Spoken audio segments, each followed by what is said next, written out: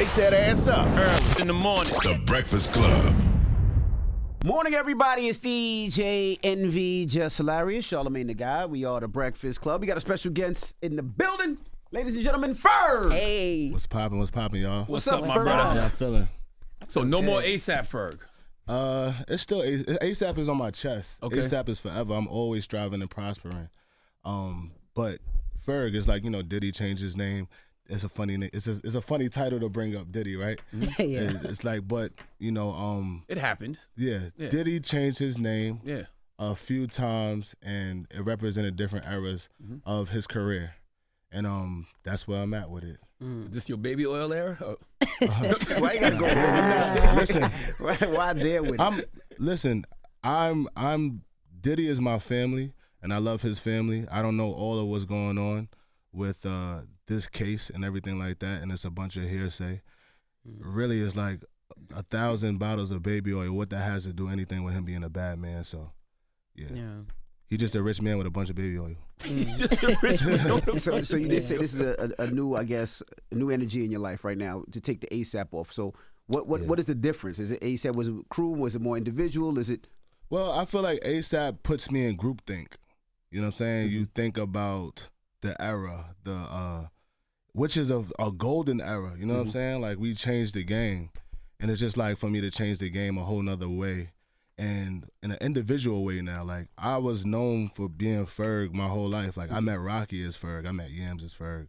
And then, like, when we came together as a group effort, we all changed our name to ASAP Ferg, like how Bone Thugs got, Lazy Bone, Crazy Bone, Flesh and Bone. We just basically took our last names and put them last and put ASAP as our first.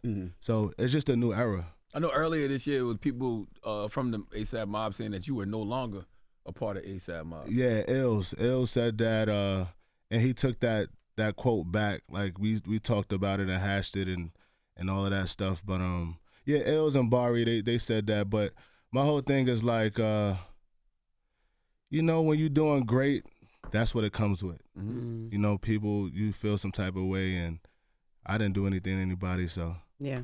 Is the mob still close as they used to be? Close as they used to be. I would say that me and Rocky, we talk every now and then, and I always check on his well-being. But we so busy just doing our own thing. He got 2 kids, and he's making music and got his career. This is exactly going the way we wanted it to go. Like, I got my land over here, you got your island over here. We big pillars, and then when we come together, it's just like, it just gets crazy. So as far as like as close as we used to be, no, because we used to basically live with each other because we used to be on tour together. But as far as love, like, I love my brother to death. Like, I always want to see my brother do great, and I love what he's doing. And yeah, all my brothers, even Ills and Bari, like, with the whole thing, I always say that people handle fame differently.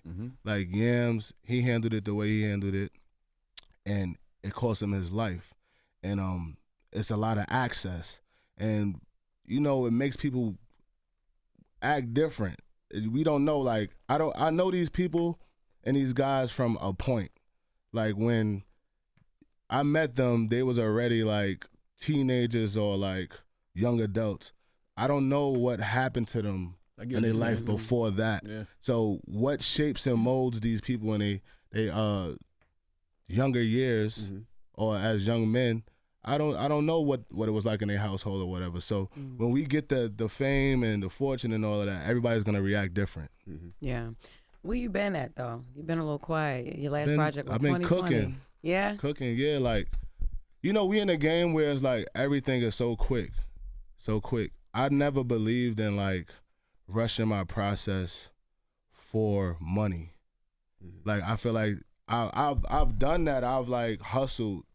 I feel like after I dropped Trap Lord, my album, like, the time and effort it took me to create that album, which it took my whole life to create that album. Because up until that point, I was just living it, and I created an album. So I had mad life to talk about on that one album.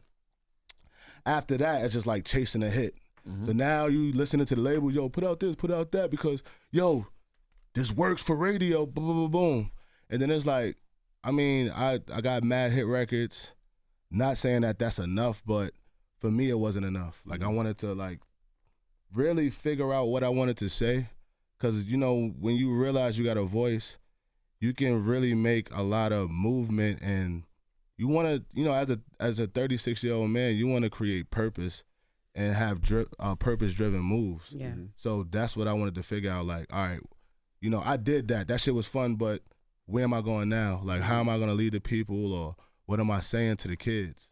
So that's what I had to figure out. Like, I wanted to grow as a person so the music could evolve. Yeah. Now, the name of the album is Daryl. Yeah. Now why Daryl? Because it seems like it's almost like you're going back to the origin of yourself. I feel like I was running from myself for a long time. Like, my father was such a great man. Like, I'm not sure if you heard of him. Street legend. Yeah. You know, D Ferg, the Ferg family. Like, it's a whole family of us. T Ferg, they know him. That's my uncle that's always with me. D Ferg, my dad. You got Kim Ferg, Mama Ferg. Kim Ferg used to dance with Teddy Riley, and you know, she used to be with this crew called the Gucci Girls, where Dapper Dan did like all of their outfits and stuff. So I come from a whole lineage of Fergs, and then now it's just going back to the basics and going back to my roots, because I feel like I never gave the world that. I only gave y'all mobbing. I never gave y'all the individual. You know, on a live, you said, "Let me go to therapy, and I'll be right back." So, have you really been going to therapy? Yeah, I went to therapy for 3 years. Like, it's a song I got called Pool, where I talk about my hiatus. And I went to therapy during the Madman tour. That's like Plain Jane is going crazy. I'm doing 150 people meet and greet. I'm changing my outfits twice a show. I'm like just really trying to take it there, and I'm taking it there. Like, at that time, I'm the face of Tiffany's, first black person and artist, rapper to be the face of Tiffany's. Also, I had a Hennessy deal, Adidas deal, Revlon deal. Like, it's going crazy, and I think that, like, with all of these things that I was doing, it really just bodied me. Cause it bodied me in a good way though. It broke me into a new me, because I was like, damn, what am I actually trying to reach? And then when I would like look at artists that like just keep trying to go, and I'm like, what are they trying to reach? Because like, or what are they trying to escape? Trying to escape. And then I had to ask myself that question, like, what am I trying to reach? Like, when is it enough? And also, I want to experience peace. Like, I don't want to have to keep being addicted to working. You know what I'm saying? So, and I didn't know if I was addicted to working, but I was in, you know, when you coming out the hood, and I'm pretty sure you guys came from, you know, a place where like you had to kind of fight to get out of there. And then it has to become a time where it's like you realize you're not in that fight anymore. And that's what happened. I realized that I'm not like in Harlem no more, like fighting to get out of this place. So I had to like change my perspective. I had to get around other people that had things to realize like, all right, I'm not the only one going through this. You know, it's interesting. The reason I asked you that is because, you know, a lot of times when you first start going to therapy, it's not about what you're learning about yourself, it's what you're unlearning. Yeah. And in a lot of ways, that really does impact your creativity, because you're like, well, who the hell am I? I'm trying to figure, you got to try to figure yourself out all over again. Yeah. Was that one of the reasons for the hiatus with the music too? I think it's just growing. I think it's growing. We call it a hiatus, but it's like, that was normal back in the time with like Biggie and Tupac. Biggie had like 4 years. Like, he dropped Ready to Die, and then he came with Life After Death. And that's all we got from him after that. Like, Lauryn Hill dropped one album and then dropped like a joint with the Fugees. These is real writers. Kendrick took 5 years off to like, you know, write his album. So when you putting purpose into music, it is not just about making the world go like this. Like I could do that all day, but like, all right, how I'm gonna make the world go like this to the BPM, but also when a motherfucker come off the high or the liquor and they driving back home and they sobered up, how can you make it hit their soul? That's right. Still, so that's me. I've always been a person that wanted to put the medicine in the music, because I do believe that music is a spiritual thing. Like, you know, music, we used to sing songs to, like, you know, in slavery, we used to sing song to, like, tell you how to get out of there. Like, yo, you gotta go to the river and then you gotta get on the boat and then because master not picking up on the slang and the swag and all of that. So, you know, that's what I do as an artist. I figure out how to communicate to my culture what we doing next. Now, you were very vulnerable on this album. Yes. Knowing you for a long time, you've been pretty quiet. Like, you know, you don't really put your business out there. So how were you able to be so vulnerable, and how difficult was it for you? I thought it was, like, cool to be vulnerable. I thought it was cool to be talking to the slaves. Yeah. I'm talking to the ancestors right now. The ancestors came through me. Nah, I thought it was cool to be vulnerable because we're in a time where being vulnerable, if you can be vulnerable, is cool. Because the kids, they put everything out there. And at first I thought that was kind of like crazy. But then when I like really got hip to like what's happening, it's a shift in culture where it's like, it's a lot of information being put out to us. We got Hulu, we got Netflix, we got YouTube, we got all of these outlets, and you have to stand out some type of way. We in a time where it's like, we're battling for attention span.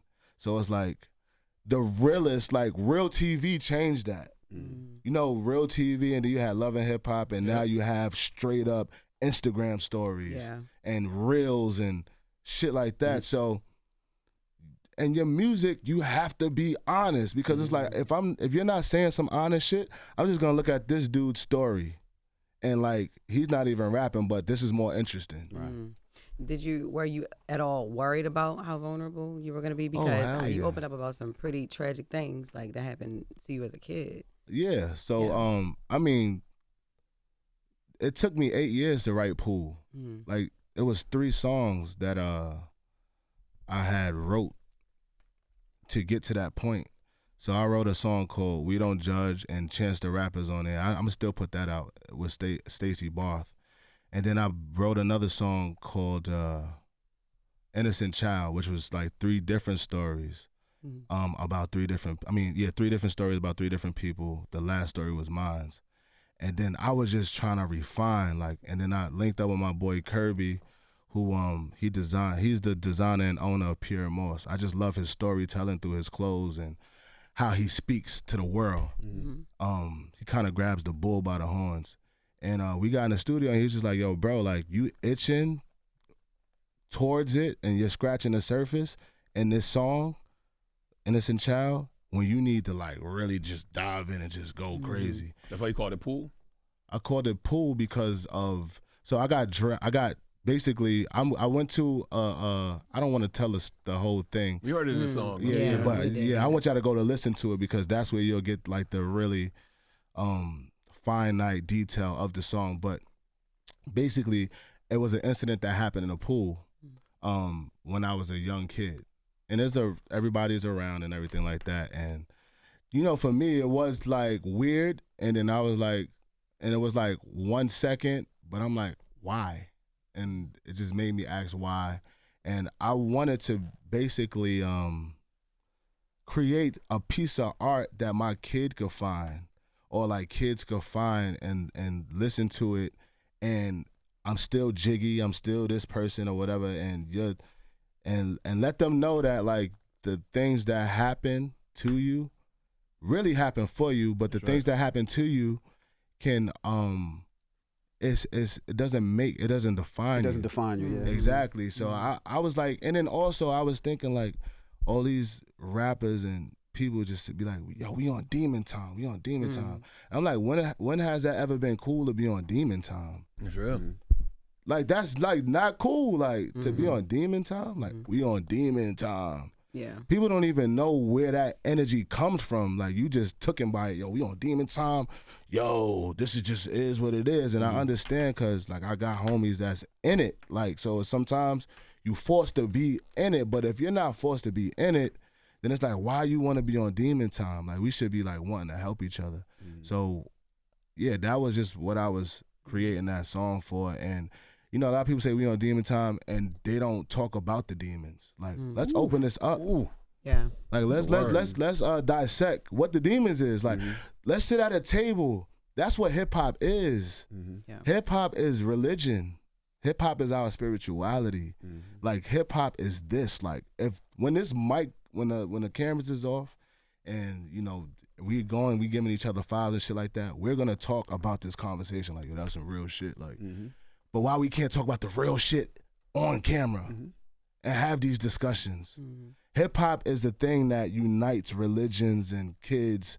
You know, there's Muslims and Jewish people that's warring with each other. I went to Jerusalem, had a show. I seen all of them turning up together. I got back home, like, they let me have it on, like, this is how I knew it was a problem, because I'm not knowing, like, I'm making music, but, like, I'm not knowing that I did something, like, powerful.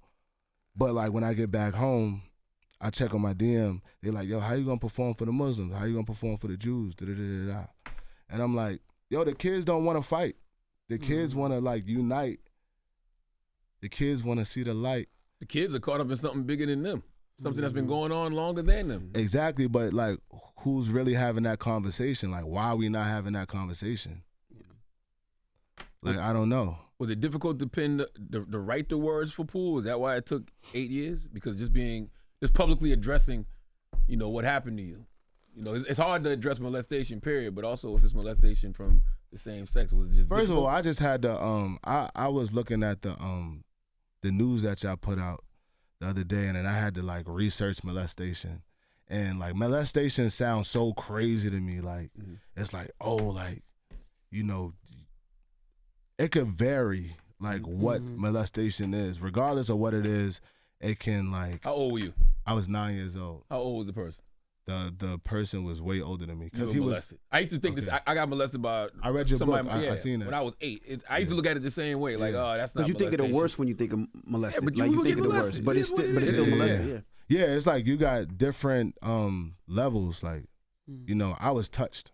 Like, to be clear, like, you know, it doesn't make it no different because, you know, everything affects.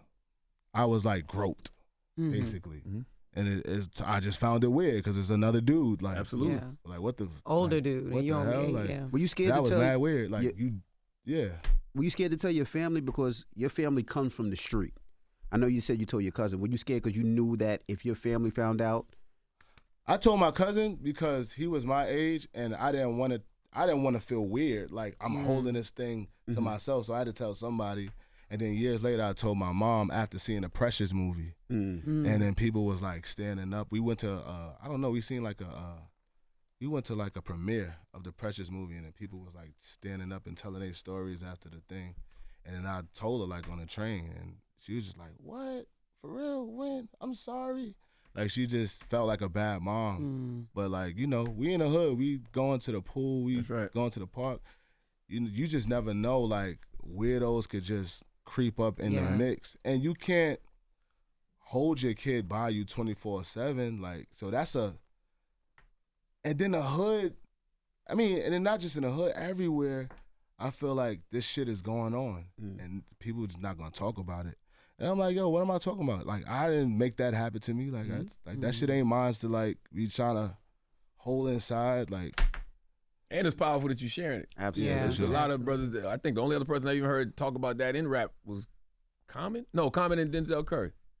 Both of them. Yep. People say that Kendrick said something about it, but I think that was about his mom. Yeah, I don't remember. Yeah, he has a song on his album, The Big Steppers. Is it called The Big Steppers? Yeah, Mr. Morales. Yeah, Mr. Morales. Yeah. Did you and Denzel have those conversations when y'all was recording Demons?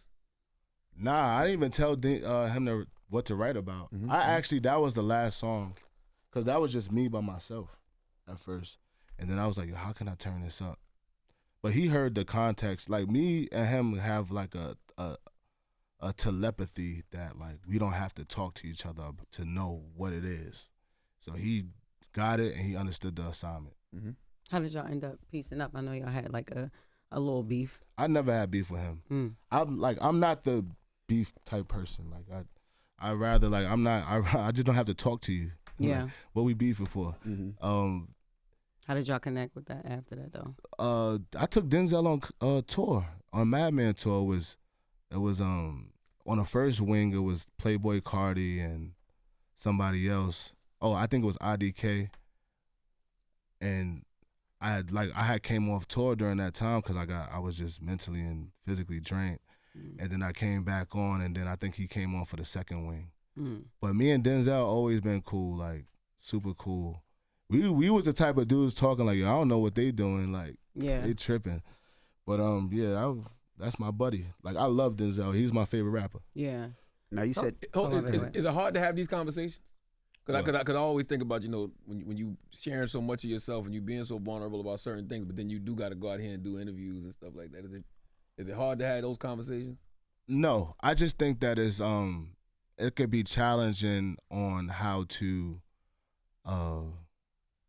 because you get ridiculed and all of that stuff, and people love to take sound bites and take it out of term, and I have to be cool with that. But I think that is really on how I convey it. Like that's what I focus on. Like I thought about this interview like months before I got here, and I was like, yeah. I'm like, cause I knew I was gonna have to talk about this stuff. So it's just like, how do I talk about it? And this is not, first of all, a easy. You don't hear, this is like the first type shit. Like like somebody talking about this open. Yeah. You get what I'm saying? Yeah. I'm like leading the pack for a new way right now.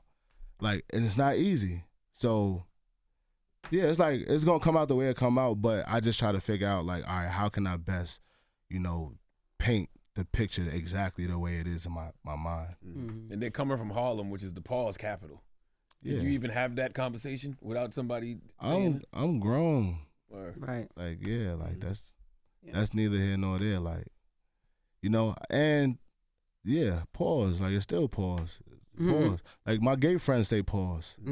Like, yeah. They gotta be from New York. I feel like they're probably the only gay niggas that say pause. Yeah.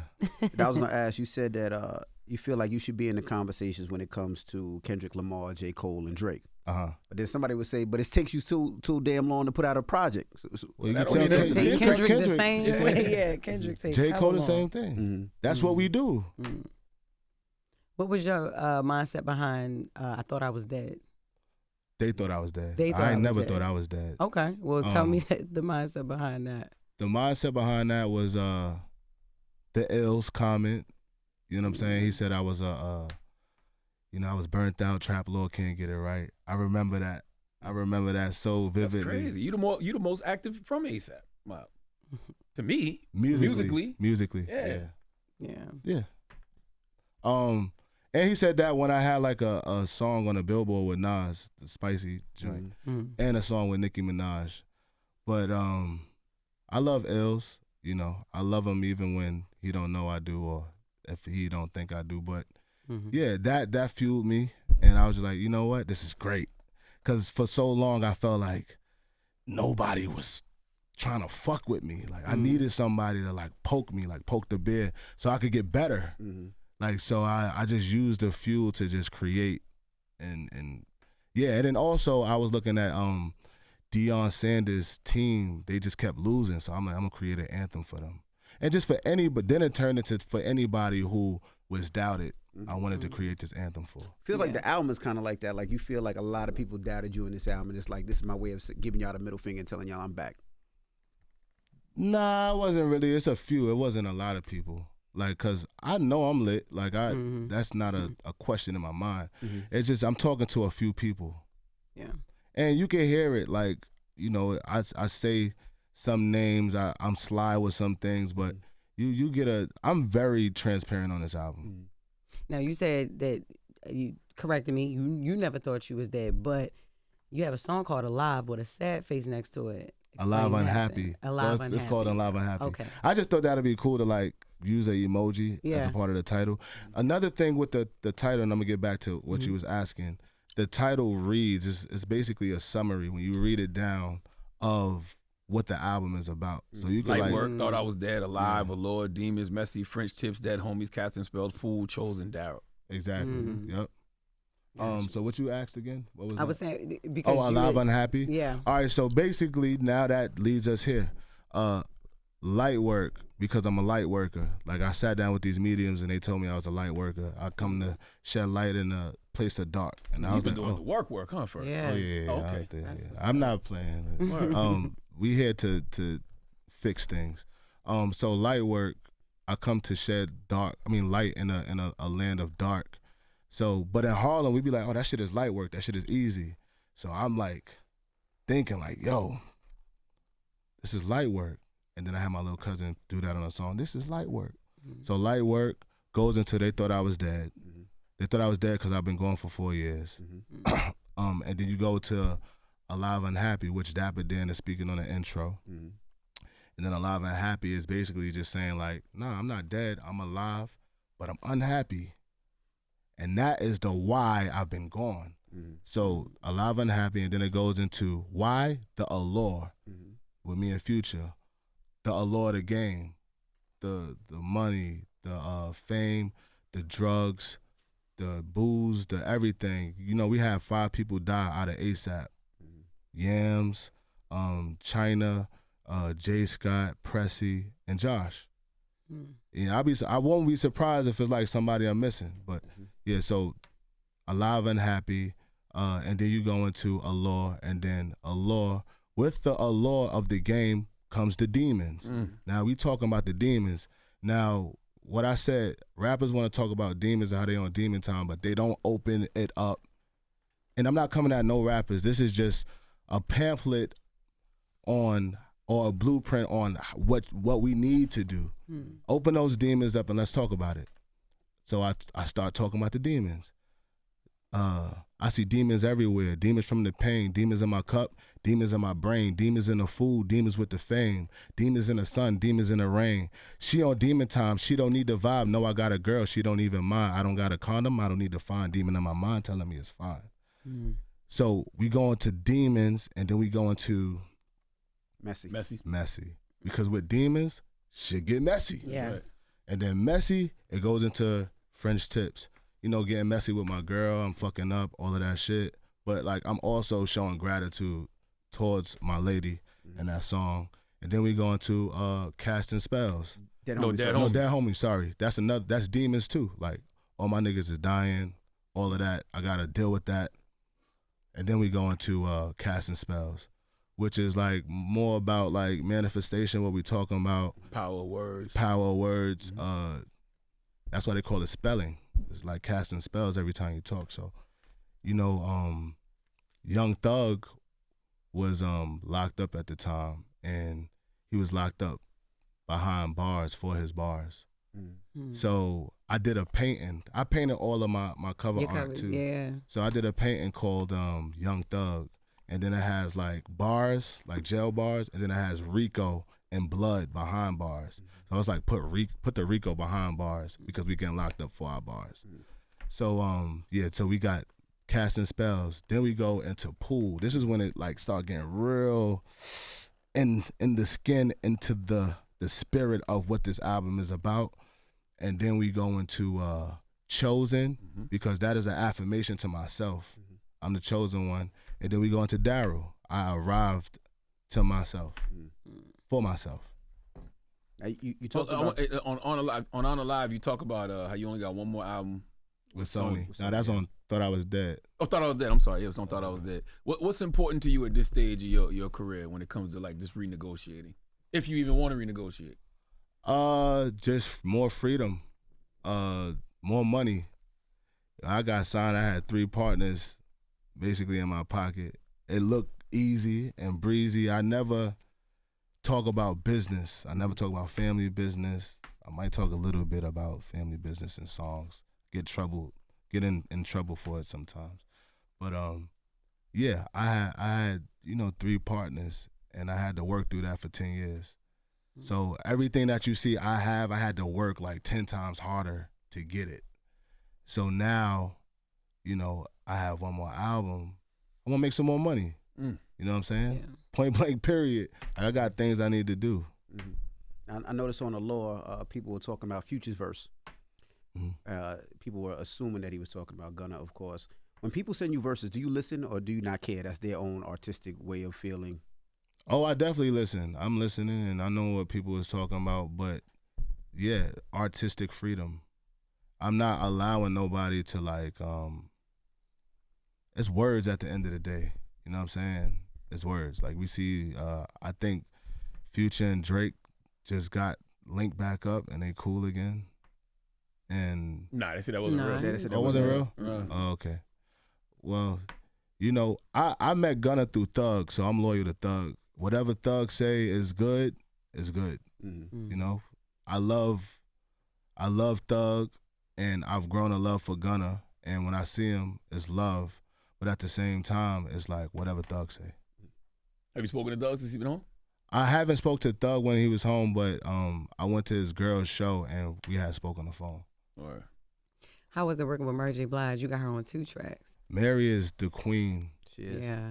Mary is literally the best in the world. Like, we are the same spirit, like Uptown energy. Her remixing like Roy Ayers songs. I love Roy Ayers. Yeah, it's just like, it was a dream for me to work with her. She actually chose 4 songs to like jump on. She wound up getting on 2. wow. But yeah, I'll do a whole album with her. She's amazing. That's good. How has therapy kept you grounded? More poised. It gave me tools to work through thoughts. It's like, I look at my therapist like a life manager. Like, we got managers for our money. We got managers for our work. And like, we need managers for our mind. And you might need a spiritual guide too, to like guide you through the unseen. So it's like, that's how I look at therapy. It's just like a life manager. It helps me put things into perspective, like you said, unwinding things and breaking conditions and like understanding where things is rooted. So you could kind of look at it and just be like, oh, that's popping back up. Mm-hmm.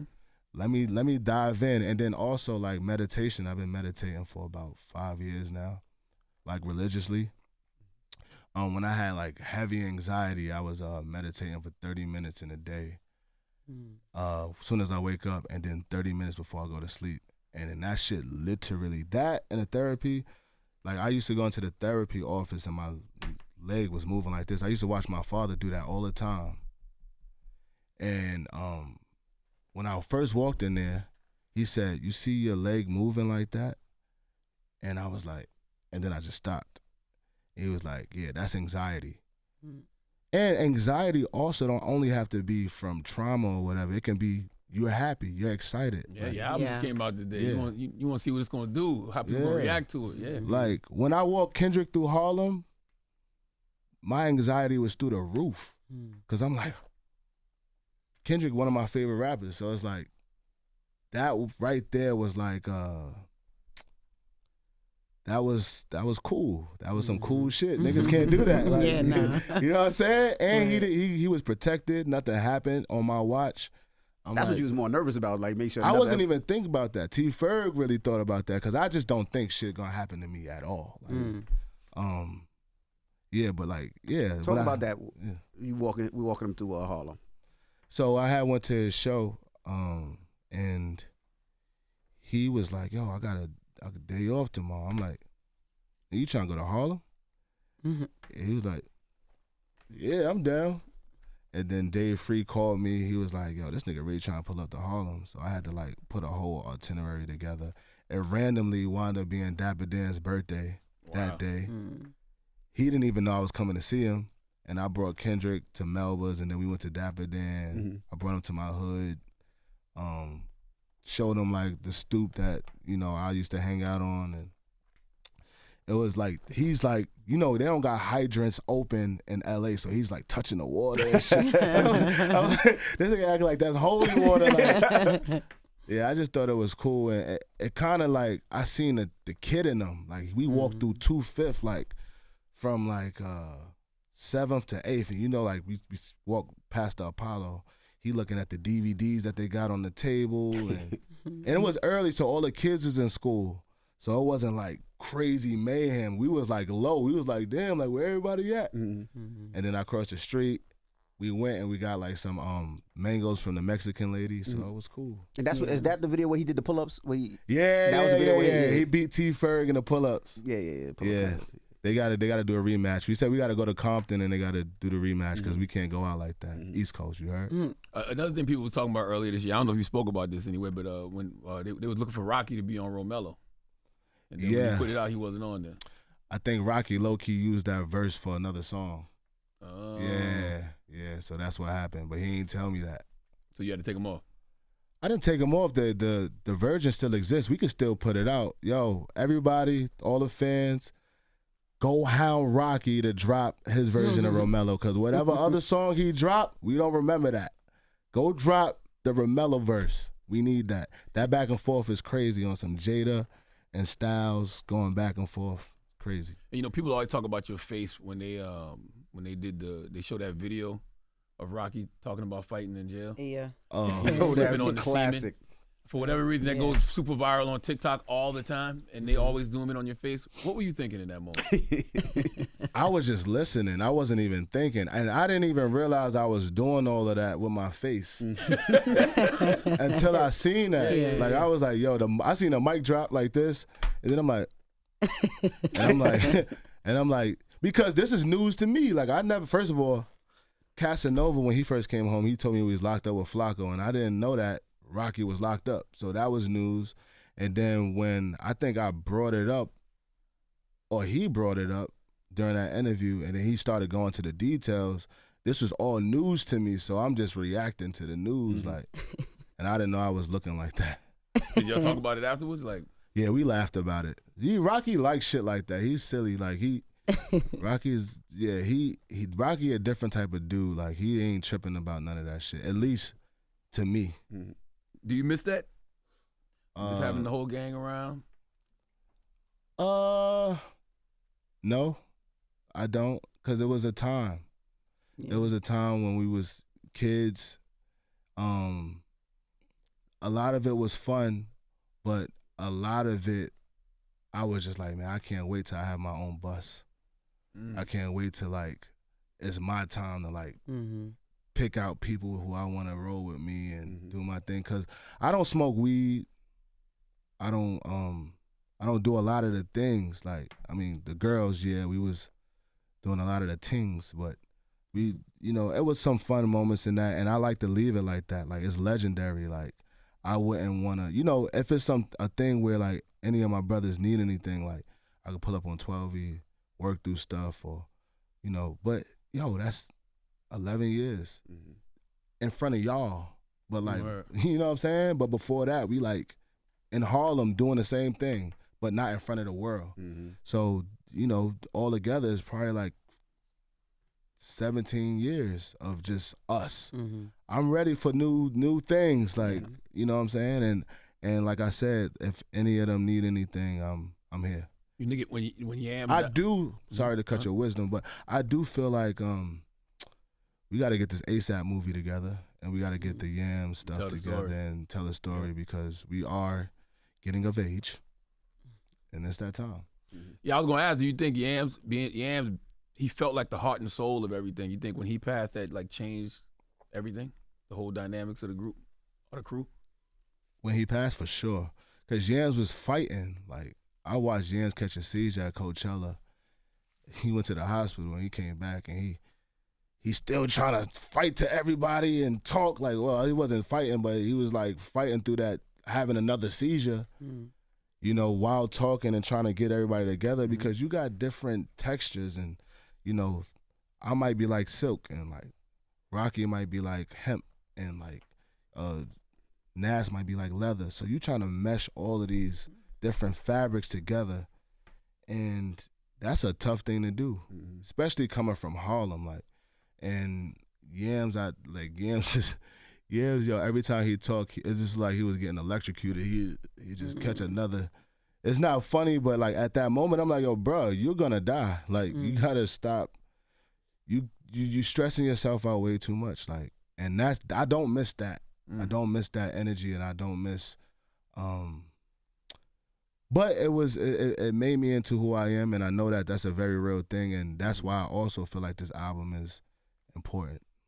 You speak about therapy like in past tense. You know, you're not in therapy anymore. Oh, currently? nah. Okay. This is my therapy now. Got you. Talking to y'all. Yeah. So whenever I need to like talk to somebody, I'm gonna come here. Nice. No, you should go to your therapist. Hey, You should definitely go to your therapist. Like you said, it's something that you keep. Like it's like a doctor. It's like Nah, if I need it, like I will go. But it was times where like I'll just go and be like, yo, how's the family? And then like, the family is good. Like, yeah. So how was Thanksgiving? And we ain't got nothing to talk about because I got the tools. I get you. Yeah. Yeah. Talk to us about Ferg apparel. You relaunching? Oh yeah, just show it. Okay. That's what's up. That was your pops line, right? Yeah. And you're relaunching it. It's a family brand from the Ferg Empire. Mm-hmm. My father started in 1994. Had a store in 145th between 7th and 8th. Mm-hmm.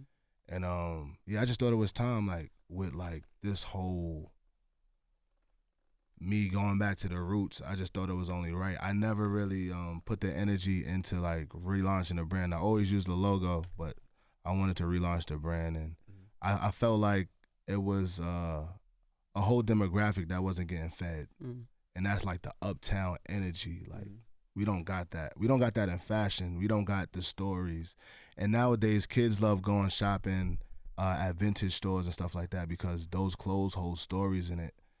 And they want to be in those stories. Now they'll spend like $1,000 on like a Selena shirt or like, Tina Turner. So I just wanted to like provide the stories to them because that's important. They would like my friend's son. We was all working out. Well, my uncle's son. We was working out yesterday, and his son is 17 years old, and he's just like asking me like, "Yo, when you was 17, like how you was doing it?" So they need the information. Mm-hmm. They need the information. So I want to give it to them. Absolutely. I was watching Head and Gina Views. I saw you on there on Effective immediately. Yeah. And you said you got a job at Roc Nation? I don't have a job at Roc Nation. So Jay Brown is my manager, and along with Kaylee, and I brought in my uncle Dion.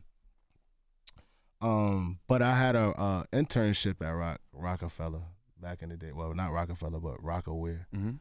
And so we working together, like, and it's nice. Got you. My last question, man. I saw a quote where you said it's okay to grow up, and that's what I want to show my community on this album. So it just made me wonder, why do you think our community is the one that judges people for something as simple as wanting to grow up or wanting to better yourself? We watch all of the great people do it. Jay-Z, Kendrick, J. Cole. I love Snoop. Snoop is my favorite rapper in the world. We got the same birthday, October 20th. Snoop is my favorite rapper because he was the first to show his kids, like, yo, this is my family, this is my kids, and be like a gangster rapper. Like, I thought that was super dope. And he could be gangster, but also still be gangster and do a Martha Stewart show and not look like he compromising himself. So I don't know if that's some Libra shit, but I rock with that. Yeah. Well, let's get into a joint off the album. What you want to hear? Chosen. Chosen? Yeah. All right. Well, we'll get into that now. The album Daryl is out right now, and we appreciate you for joining us, brother. Yes. Thank you for having It's Ferg. It's The Breakfast Club. Good morning. Wake that ass up. Early in the morning. The Breakfast Club.